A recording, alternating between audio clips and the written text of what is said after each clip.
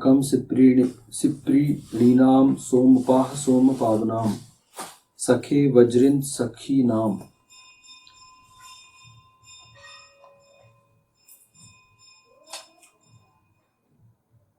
हमारे सोमपाओं की साथ देने वालों की सिप्रियों के हैं, सोम का पान पालन करने वाले, हे साथ देने वाले वज्रिन। ये ऋग्वेद के प्रथम मंडल के 30वें सूक्त का 11वां मंत्र लिया गया है। तो बीच बीच में कि मेरी सृष्टि को सुंदर बनाने के लिए किसे क्या करना चाहिए, तो ये आदेश है कि भैया ऐसी संतानें हो, पहले तो ऐसी औरत के अंदर ये विशेषता हो, पुरुष ऐसा हो, फिर ये मिलकर ऐसी सृष्टि का निर्माण करें। तो ये सारी व्यवस्था ईशान ने की। क्यों? क्योंकि वो विश्व को सुखमय बनाना चाहता है और ईशान चाहता है ये कार्य आप निरंतर करो।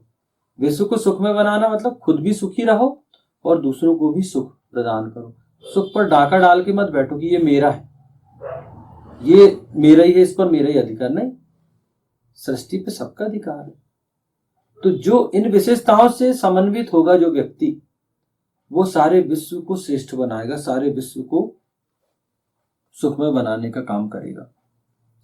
वे पूरी तरह ऐसी विदुषी स्त्रियों सिप्रियों के ही हैं। यही कार्य ईशान परमात्मा उन्हें सौंपता है तथा यही ईशान की उपासना है। और जो पुरुष होते हैं, ऐसे पुरुष सोमपान प्रजनन कर्म करने वाले हैं। वे किनके लिए कैसे हैं? वे सिप्रियों के ही हैं, मतलब ऐसी औरतों के ही हैं जो विदुषी हैं और सुंदर कर्म करने वाली हैं, इहलोक और परलोक को जानती हैं, सुमंगली हैं, सुसंस्कृत हैं। वे पुरुष उन स्त्रियों के हैं, हमेशा उनका साथ देते हैं, हमेशा उनको मॉरल सपोर्ट देते हैं, हमेशा उनको आगे बढ़ाते हैं। हाँ, हम तुम्हारे पीछे। तो वो भी फिर जब उनको पता है कि मेरा पति ही मेरे पीछे है, तो ऐसी औरतें हमेशा कुछ ना कुछ क्रिएटिव करती रहती, नया रचनात्मक करती रहती। क्यों? क्योंकि यही आदेश ईशान अपने आज्ञाकारियों को, पुरुष को सौंपता कि तुमको ये कार्य करना है। तुम इंद्र हो, इंद्रियों को वश में करने वाले हो। इस मंत्र का दिव्य विषय इंद्र ही है। तो यहाँ उसी पुरुष को ये जवाबदारी सौंपी गई कि तुम इंद्र हो, इंद्रियों को वश में करने वाले हो। अब ये जवाबदारी, जिम्मेदारी मैं तुमको सौंप रहा हूँ, आपको ये काम करना है। तो बढ़िया करते हैं। हम देखते हैं इतिहास में हुए लोग, आज भी वैसे लोग हैं। निरंतर सृष्टि बनी जब से लेके अभी चल रही है, अच्छे लोग आते रहते हैं। अनेक लोग, जब आप समाज में जाओगे, लोगों से मिलोगे, तब समझ में आएगा लोग कितने अच्छे हैं। इस समाज में बहुत अच्छे लोगों की संख्या ज्यादा है, क्योंकि सृष्टि तभी तो चल रही है ना। क्योंकि अगर दुष्ट अधिक होते, सृष्टि तो समाप्त कर देते वो अब तक लड़ के। लेकिन अगर सृष्टि वर्तमान में प्रचलन में है, चल रही है गति से, मतलब अच्छे लोगों की संख्या ज्यादा है, बहुमत अच्छे लोगों का है। तो निरंतर वो ये कार्य करते रहते हैं और यही ईशान की उपासना है। तो ईशान ऐसे ही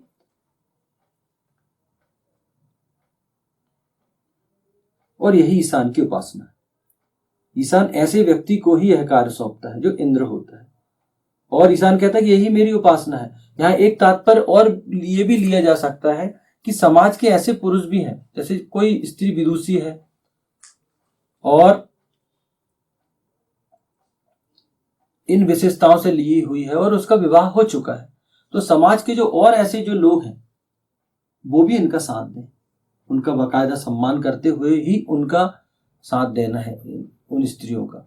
अगर समाज में हम देखते कि कोई स्त्री ऐसा काम कर रही है, बहुत सारी महिलाएं होती जो बहुत सामाजिक कार्य करती हैं, सोशल वर्क करती हैं, लोगों को जागृत करने का प्रयास करती हैं, तो फिर यहाँ इन पुरुषों की ये भूमिका हो जाती है कि वो इन महिलाओं का बाकायदा सम्मान करते हुए उनका पूरा साथ दें, उनको समाज की मुख्य धारा में, समाज की जो लोगों को मुख्य धारा में लाने का काम ये करती हैं, उनका पूरा सहयोग करें और उनकी सुरक्षा का भी दायित्व होता है। क्योंकि जो दुष्ट शक्तियां होती हैं वो उनको उनके प्रति दुर्भावना रखती हैं, तो उन दुष्ट शक्तियों से वो पुरुष उन महिलाओं की रक्षा करे। तो यही कार्य यहाँ पर ईशान ने इसको बहुत अच्छे से यहाँ पर डील किया, इस मंत्र को, कि ऐसी स्त्रियां और जिनकी ये विशेषता है और फिर इनका साथ कैसे पुरुष को देना चाहिए। तो ईशान का जो सिस्टम है बड़ा ही वैज्ञानिक सिस्टम। हमारे सोमपाव की साथ देने वालों की सिप्रियों की है, सोम का पान पालन करने वाले ही साथ देने वाले वज्रिन। ओम अस्माकम सिप्रीणाम सोमपाह सोमपावनाम सखे वज्रिन सखी नाम। ओम। वैदिक पर्सपेक्टिव के इस YouTube चैनल को सब्सक्राइब करें, वीडियो को लाइक व शेयर करें।